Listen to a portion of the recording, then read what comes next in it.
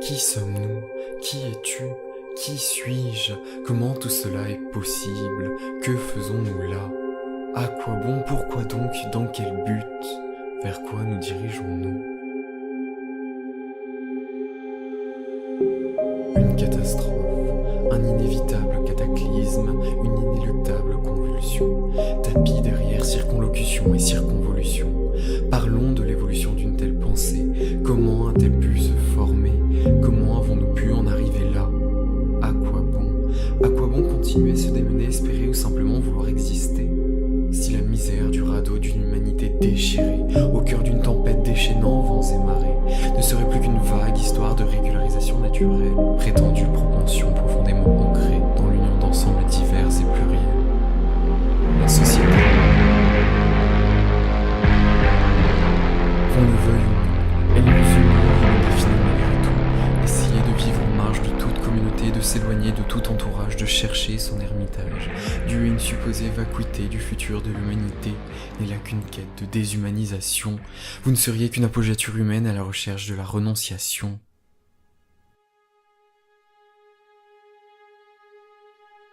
Mais pourtant, la viciation, la corruption, la dépravation, la pollution vous donnent tant raison. Qui faudrait-il croire? Croix de bois, croix de fer, si je mens, je vais en enfer. J'ai bien peur que les rives du Styx deviennent plus accueillantes que celles des non trépassés, que seule une voyante pourrait prédire un avenir à venir.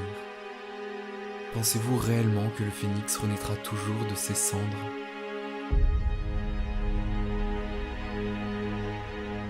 Décembre, novembre, octobre, septembre, août, juillet, juin, mai, avril, mars, février, janvier.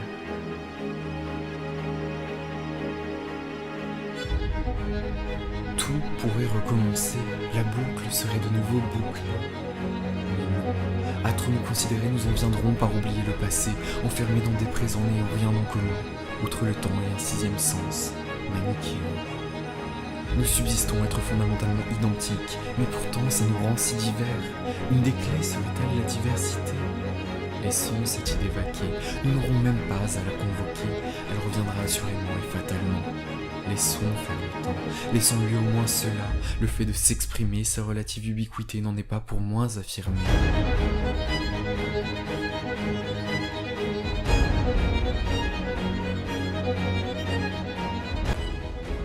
3600 fois par heure la seconde chuchote, souviens-toi. Et malgré tout cela, nous réussissons tout de même à oublier. Dites-leur, dites-leur.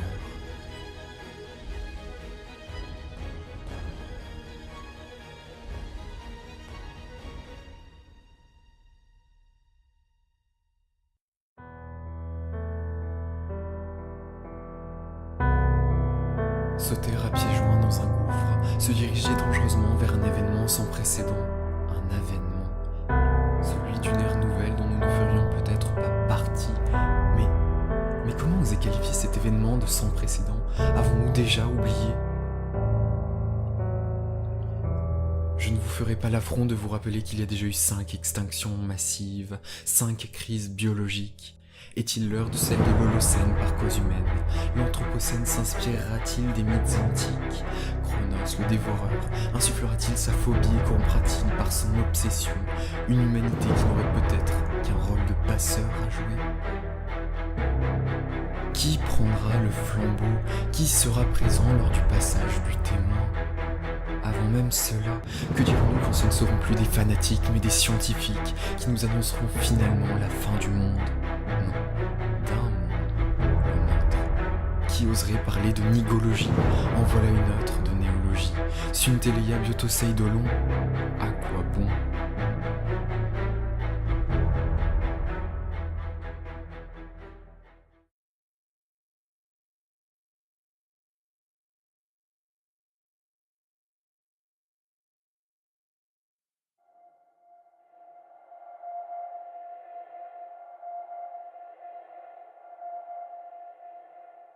Jeunesse outragée, jeunesse brisée, jeunesse martyrisée, mais jeunesse libérée, ou plutôt faussement concertée sur un tendancieux sujet. Rien ni personne n'oserait faire barrage à un pareil attelage humain. Laissez-les, laissez-nous grandir afin de véritablement nous briser demain. Ou aurions-nous raison ? La fougueuse jeunesse aurait-elle encore des idéaux ? Est-ce possible ? Immarcessibles, inaccessibles, vertus intangibles, qui ont malgré tout porté révolution et insurrection. Pureté absolue, dépourvue en son essence de tout abus, grand néant de toutes les nuances de décadence, et néanmoins, tachés et doucement piétinés au nom de valeurs outrageusement proclamées et déclamées à une fidèle foule. Quoi de mieux qu'arranger et créer de toutes pièces sa propre vérité ? Le jeune, sortant à peine d'une naïve enfance, hésite à entrer en transe, motivé par des discours inlassablement colportés lui étant rapportés.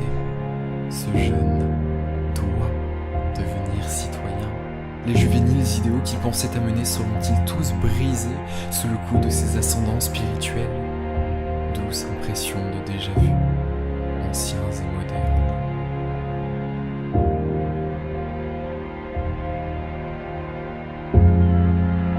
Irrationnels êtres que nous sommes, et pourtant on aimerait se faire croire le contraire. Nous ne comprenons rien, mais nous savons donner du sens. Premier pas d'un nourrisson sur Terre, premier pas de l'humanité hors de son antre planétaire. 1969. Lune, espoir, le rêve est devenu réalité. Et pourtant, tant veulent le nier. Rappelez-vous du doux baiser du plancher. Il semblerait que votre argumentation se soit de nouveau cassé le nez. Mince, ce n'était pas une argumentation qu'ont une diétrologue. Ce n'est autre qu'une argutie. Nos conspirateurs sont souvent les mêmes, qui crachent sur l'allopathie, mais ont besoin de leur piqûre homéopathique. Comme un rappel de leur éveil, de leur conscience et pleine connaissance de chacun des complots mondiaux. Méfiance et défiance animent, animosité entre antagonistes. Comment voulez-vous que le jeune de tout à l'heure, qui cherche encore sa place et se sent de plus en plus perdu et exclu, se fasse une rationnelle, sensée, florissante et judicieuse opinion des choses qui l'entourent? Tout est tout de suite plus compliqué. Mais veut-on réellement que ce jeune pense ? Mathias, arrête de te moquer des cabaleurs. Bien sûr qu'on le veut. Certes, tout n'est pas pour le mieux. Peut-être que trop n'arrive pas à s'adapter, que d'autres n'y voient aucun sens. Ni qu'un parcours scolaire, ni qu'une invention de Charlemagne. EA interrogea et demanda si l'école préparait aux temps à venir, ou bien au passé. Cruelle vérité. Mais attendons un peu, et laissons au temps rien qu'au moins un instant. Ce point sera plus tard discuté.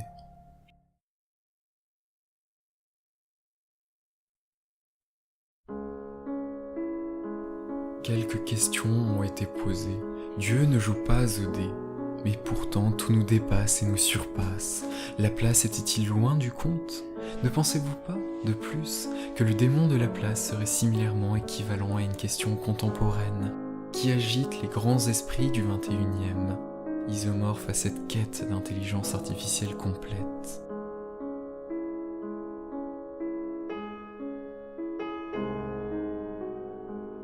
Perpétuel recommencement, simplifiant abusivement et faussement le problème, lui donnant une toute autre allure, cachant une complexité bien gardée.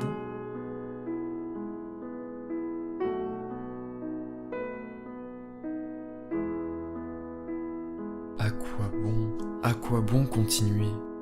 Il faut que ce texte soit ma chair, que je mette mes tripes dans chacune des rimes, que mes viscères soient à l'honneur, que l'on ne puisse me sevrer, me priver, m'empêcher de donner de mon meilleur. Il faut que je le fasse, je ne peux me voiler la face. Attendez, ne voyez cela que comme un proème, il est 14h20. L'heure viendra, mais en attendant, Cherchez à raviver la blême lueur de l'humanité, vous en êtes l'étincelle.